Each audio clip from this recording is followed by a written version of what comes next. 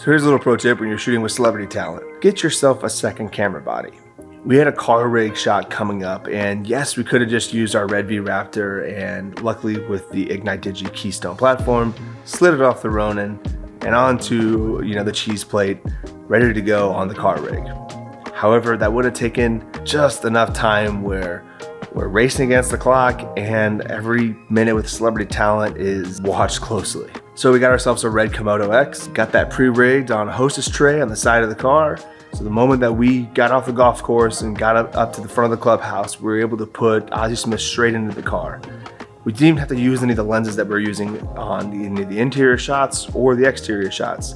I designated the Komodo with a 32mm lens. Granted, that Komodo is a super 35mm sensor, so the 32 was the right call. It was wide enough to see enough context of the car out the window, and it gave us a really nice flare. Part of that planning was knowing that if we got a second body, this will save us time, and time is money when you're dealing with celebrity talent. And two, let's designate one lens to this with a secondary focus motor.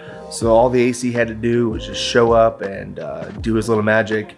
It wasn't pulling motors, it wasn't pulling anything from the A camera. Does that cost more in regards to rentals?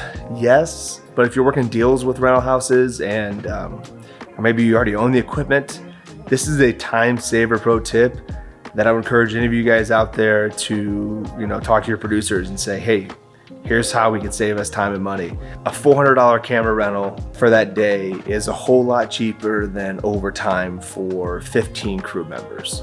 So I don't have to be the one making this argument. This is what the producers say. But as a cinematographer, as a DP, I do think about these things. How do we make sure we're efficient? And it's not even about the money to me. It's more about the time. I don't want to waste anyone's time. So, pro tip, get a second camera body. This RED Komodo is going to match the V-Raptor no problem, or it'll match an Alexa no problem. It's going to go into a colorist anyway. But this little camera body will save us some time. It's also super lightweight that you could, in reality, we're doing exactly what it's intended for. It was a crash camera. It wasn't supposed to be everyone's little, A camera. The RED Komodo became an A camera because us younger cinematographers could afford it, and it was powerful enough, and then we just kitted it out to an A camera.